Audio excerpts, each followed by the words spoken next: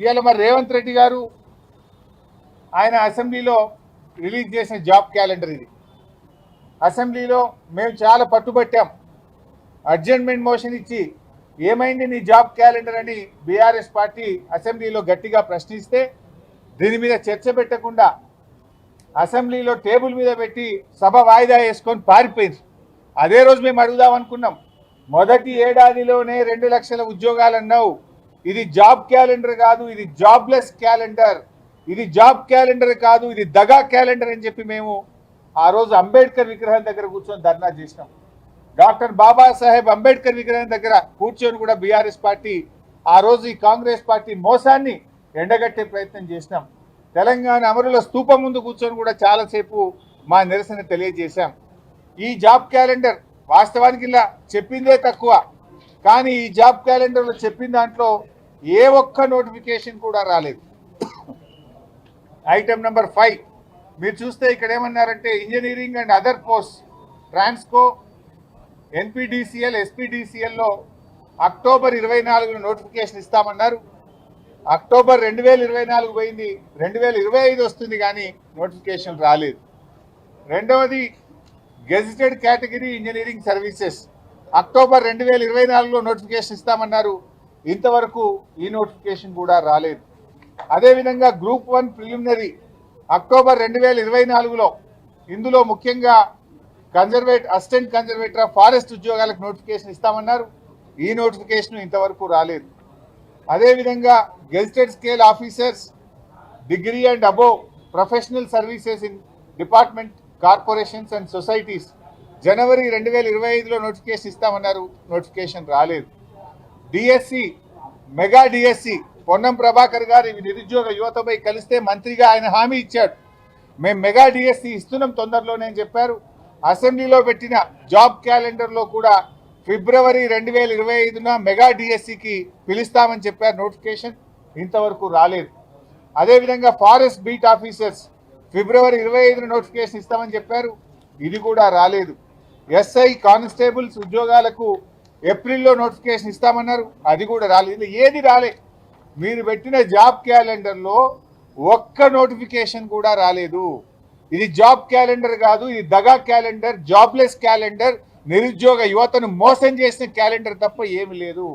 శాసనసభలో కూడా పెట్టి మాట తప్పిన పార్టీ కాంగ్రెస్ పార్టీ. అసెంబ్లీలో పెట్టారు మీరు, అసెంబ్లీలో పెట్టి కూడా ఒక్క ఉద్యోగానికి కూడా నోటిఫికేషన్ ఇవ్వలేదు. ఇకపోతే ఇవాళ రేవంత్ రెడ్డి గారు ఒక అబద్ధాలు మాట్లాడుతున్నారు. యువత అంతా కూడా ఇప్పటిదాకా పిల్లలు మోతీలాల్ కానీ, సింధు కానీ, ఝాన్సీ కానీ, గణేష్ కానీ, క్రాంతి కానీ, మల్లేష్ కానీ, శరత్ కానీ చాలామంది మాట్లాడారు ఇప్పటిదాకా. పిల్లలందరూ ఏమంటున్నారు, అన్న మాకు నోటిఫికేషన్లు కావాలి, ఈ ప్రభుత్వం ఉద్యోగాలకు నోటిఫికేషన్లు వేయడం లేదు, మేము నెలల తరబడి నోటిఫికేషన్లు వస్తాయేమో, అసెంబ్లీలో జాబ్ క్యాలెండర్ పెట్టారు కదా అని చెప్పి రూములు కిరాయికి తీసుకొని కోచింగ్లు తీసుకుంటూ అప్పుల పాలై చదువుకుంటూ ఇక్కడ ఎదురు చూస్తూ ఉన్నాం. 20 నెలలు కావస్తుంది గవర్నమెంట్ వచ్చి, ఒక్క నోటిఫికేషన్ వస్తలేదన్నా. మరి మాకు చాలా ఇబ్బంది అవుతుంది. ఒకవైపు ఫీజు రియంబర్స్మెంట్ డబ్బులు వస్తలేవు, ఒకవైపు రూమ్ల కిరాయిలు కట్టలేకపోతున్నాము. జాబ్ క్యాలెండర్ పెట్టారు, ఎన్నికల్లో హామీ ఇచ్చారు, నోటిఫికేషన్ వస్తదేమో అని ఎదురు చూసి కళ్ళు కాయలు కాస్తున్నాయి, నోటిఫికేషన్లు రావడం లేదు.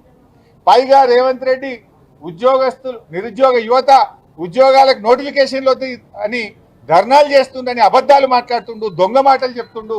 మాకు నోటిఫికేషన్లు కావాలి అని పిల్లలు ఇవాళ తెలంగాణ భవన్కి వచ్చారు.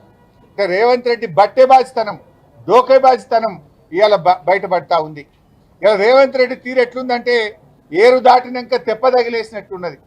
ఆనాడేమో మొదటి ఏడాదే 2 లక్షల ఉద్యోగాలు అని చెప్పి అన్ని పేపర్లలో ఫుల్ పేజ్ యాడ్లు ఇచ్చారు. ఈ అడ్వర్టైజ్మెంటు ఆనాడు ఎలక్షన్ల ముందు ఏ పేపర్ చూసినా ఇందులో చూడండి, మొదటి ఏడాదిలోనే మొత్తం 2 లక్షల ప్రభుత్వ ఉద్యోగ నియామకాలు.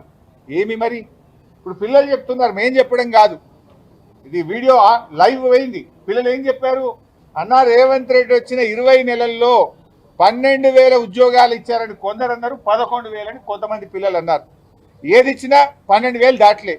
నువ్వు చెప్పింది ఏంటి, మొదటి ఏడాది 2 లక్షల ఉద్యోగాలు, కానీ 20 నెలల్లో దాదాపు 2 ఏళ్లు పూర్తవుతున్నా నువ్వు 12,000 ఉద్యోగాలకు మించి ఇవ్వలేదు. యువతను నువ్వు మోసం చేశావు.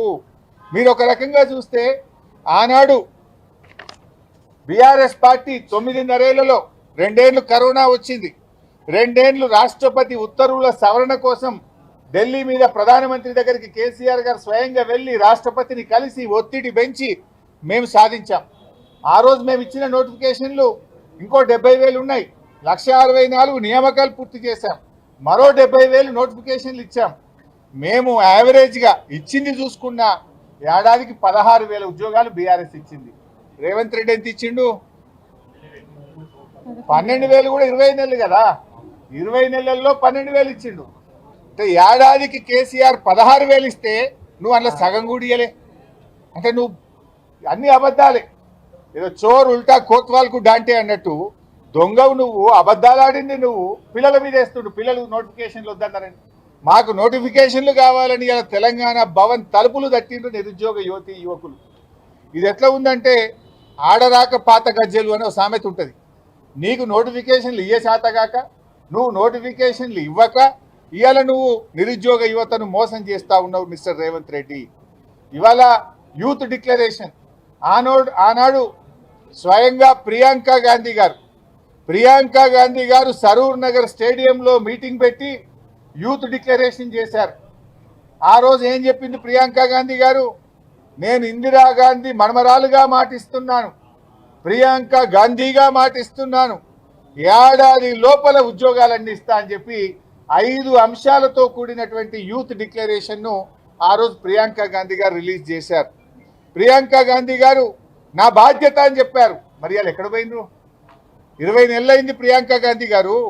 ఆ రోజు నా బాధ్యత ఇందిరాగాంధీ మన్మరాలిగా మాటిస్తున్నా, ఇచ్చి తీర్థం అన్నావు కదా, మరి అడగవా రేవంత్ రెడ్డిని? వెయ్యవా మొట్టికాయలు రేవంత్ రెడ్డికి? ఏమైంది ఆయన? నా పరువు పోతుంది, నా గౌరవం పోతుంది, నువ్వు చేయంగా నువ్వు మాట తప్పితే మా సోనియా గాంధీ ఇందిరాగాంధీ కుటుంబం గౌరవం పోతుంది అని చెప్పి మరి రేవంత్ రెడ్డికి మొట్టికాయలు వేసి మొదటి ఏడాదిలో 2 లక్షల ఉద్యోగాలు ఇప్పించే బాధ్యత ప్రియాంక గాంధీ గారికి లేదా? ఇవాళ ప్రియాంక గాంధీ గారు మీరు 5 అంశాలు చెప్పారు యూత్ డిక్లరేషన్లో, ఒక్కటన్నా అమలైంది 5లో? ఒక్కటి. 20 నెలలైనా యూత్ డిక్లరేషన్లో చెప్పిన 5 ఒక్కటి కూడా అమలు కాలేదు.